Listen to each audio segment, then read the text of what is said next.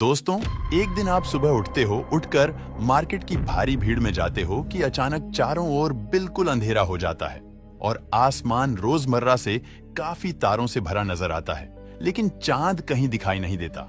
बस दिखता है तो सिर्फ तारों से भरा आसमान। सभी लोग डर जाते हैं कि अचानक रात कैसे हो गई। तभी आप टीवी खोलते हो और ब्रेकिंग न्यूज में देखते हो कि जस्ट 8 मिनट पहले ही सूरज गायब हो चुका है और अब धरती आवारा हो चुकी है और धरती अंतरिक्ष की सैर को निकल पड़ी है। ऐसे में दोस्तों क्या होगा? क्या धरती किसी ग्रह या किसी अन्य सूर्य से टकरा जाएगी? क्या धरती पर लाइफ पूरी तरह खत्म हो जाएगी? जानने के लिए वीडियो को पूरा जरूर देखें कि आखिर क्या होगा अगर सूरज गायब हो जाए या धरती से अलग हो जाए। दोस्तों, अचानक सूर्य गायब हो जाता है और हम सब इंसान आराम से धरती पर बैठे अपने कामों में व्यस्त कोई खेल रहा है।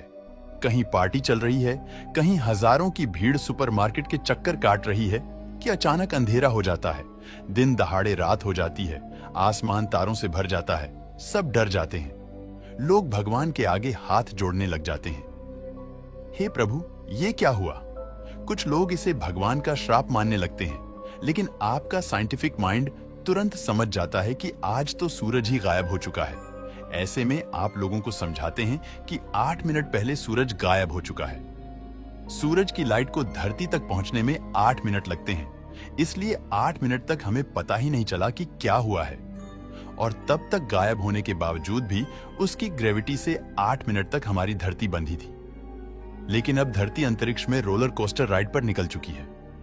आपकी बातें सुनकर लोगों को कुछ समझ नहीं आता है, लेकिन टीवी न्यूज में पता चलता है कि आप सही कह रहे थे। लेकिन लोग परेशान हो जाते हैं कि अब क्या होगा। सबको लगने लगता है कि अब सब कुछ खत्म हो चुका है, कयामत की रात आ चुकी है। वहीं दूसरी तरफ जिन देशों में पहले से रात थी, उस देश के लोग सुबह उठते हैं, तब भी उन्हें रात ही मिलती है। ऐसे में वो भी परेशान हो जाते हैं कि आखिर आज रात खत्म क्यों नहीं हो रही है। तभी आप न्यूज चैनल में देखते हो कि वैज्ञानिक बताते हैं कि पृथ्वी 30 किलोमीटर प्रति सेकंड की स्पीड से अंतरिक्ष में आवारा निकल चुकी है। सूर्य कहां फरार हुआ है, इसका कोई अता पता नहीं। अब सूरज के दिन दहाड़े गायब होते ही धीरे धीरे धरती का टेम्परेचर कम होने लगता है। अब इंटरनेट भी बंद हो जाता है, क्योंकि सूर्य के गायब होते ही सैटेलाइट कम्युनिकेशन ही डिस्टर्ब हो जाता है। अब उनकी सोलर प्लेट्स बिना सूर्य के एनर्जी प्रोड्यूस नहीं कर पाती। अब अफरा तफरी मच जाती है। लोग सुपरमार्केट से जरूरत का सारा सामान इकट्ठा करने लगते हैं। अब सूरज की लाइट न मिलने की वजह से पृथ्वी पर मौजूद सभी पेड़ पौधे फोटोसिंथेसिस की प्रक्रिया बंद कर देंगे, जिस वजह से प्लांट लाइफ भी खत्म होने लगेंगी। साथ ही ऑक्सीजन पैदा होना बंद हो जाएगी।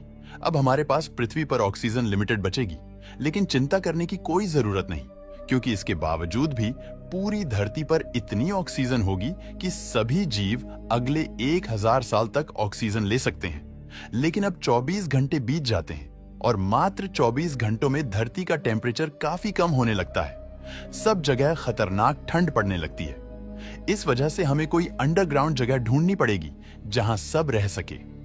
इस समय धरती के अंदर की इंटरनल हीट ही एक नेचुरल सोर्स ऑफ हीट और एनर्जी के रूप में मौजूद है। अब सिचुएशन काफी मुश्किल हो जाएगी। किसी सरकार का इस पर कोई कंट्रोल नहीं रह सकेगा। ऐसे में क्रिमिनल एक्टिविटी भी बढ़ जाएंगी, जिसके मन में जो होगा वह करने लगेगा। दोस्तों, सूरज के गायब होने से वाटर साइकिल पूरी तरह गड़बड़ा जाएगा। अब समुद्र के पानी का एवापोरेशन नहीं होगा। बिना सूरज की गर्मी से, जिससे न आसमान में बादल बनेंगे न बरसात होगी, और अब नदियां भी नहीं रहेंगी। समुद्र का जलस्तर पहले से थोड़ा बढ़ जाएगा। रात के आसमान में चांद की रोशनी भी नहीं रहेगी, जिससे चांद होते हुए भी गायब रहेगा। लेकिन चांद की ग्रेविटी की वजह से लगातार ज्वार भाटा चलता रहेगा। अब 1 महीने में धीरे धीरे टेम्परेचर कम होते होते समुद्र भी अंटार्कटिका की तरह जमने लग जाएंगे।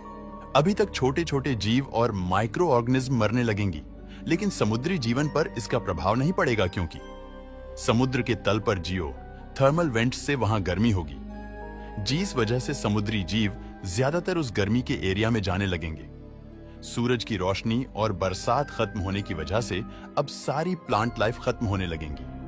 प्लांट लाइफ खत्म होते ही शाकाहारी जानवर मरने लगेंगे और बाकी मांसाहारी जानवरों के पास भी कुछ भी खाने को नहीं बचेगा। और उनकी भी मौत होने लगेंगी।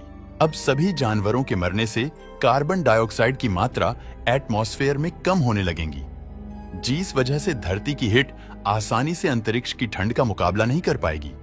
अब एनर्जी सोर्स खत्म होने की वजह से सब कुछ तबाह होने लगेगा। हम इंसान भी धीरे धीरे खत्म होने लगेंगे। अब तो सिर्फ रात ही रात है। ऐसे में दुनिया के सभी लोग अपने बचे कुचे एनर्जी सोर्स यानी न्यूक्लियर और थर्मल पावर प्लांट का इस्तेमाल करके इंसान अंडरग्राउंड जगह की खोज में लग जाएंगे और इंसान अपने बचाव के लिए अंडरग्राउंड जगह में रहने लगेगा। अब दुनिया की अलग अलग बाउंड्रीज का कोई मतलब नहीं रहेगा। सबको अलग अलग अंडरग्राउंड जगह में रहना पड़ेगा। अब सबसे बड़ी परेशानी होगी खाना, लेकिन यह समस्या आसानी से सुलझ जाएगी।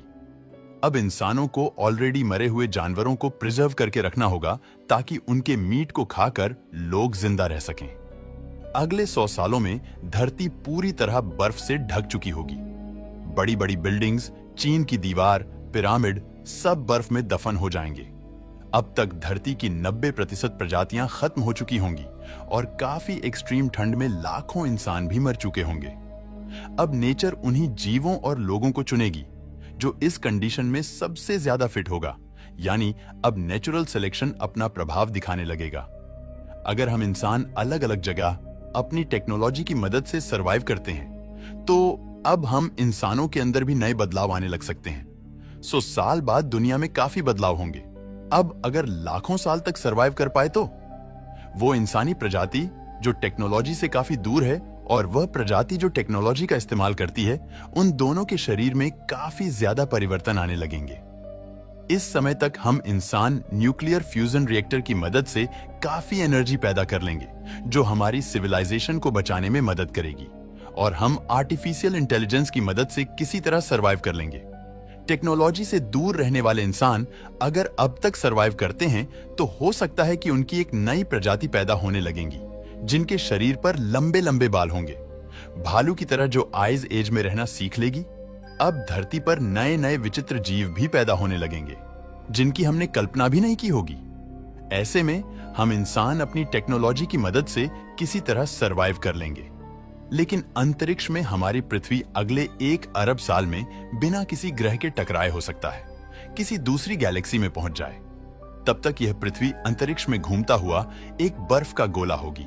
पर मान लीजिए तभी अचानक से क्वांटम टनलिंग की वजह से सूर्य अचानक प्रकट हो जाए, तब भी बर्फ से ढकी पृथ्वी को वापस सही होने में कई लाख साल लग जाएंगे। अब अगले लाखों सालों में पृथ्वी पर फिर से आज की तरह दुनिया चलने लगेंगी, लेकिन तब ये सारी बिल्डिंग्स, बड़ी बड़ी इमारतें, हमारी सारी प्रॉपर्टीज के मालिक सब मर जाएंगे। तब ये सब किसका होगा? कौन इसका मालिक होगा? ये कोई नहीं जानता। तो भाई लोग, सूरज ऐसे कभी गायब नहीं हो सकता, लेकिन सूर्य लाइफ के लिए कितना इंपॉर्टेंट है ये हम जान चुके हैं।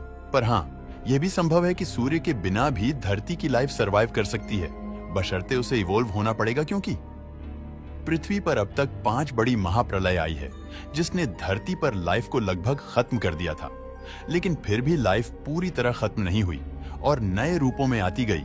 तो दोस्तों, आपको क्या लगता है, सूरज के बिना लाइफ चल पाएगी? कमेंट में जरूर बताएं।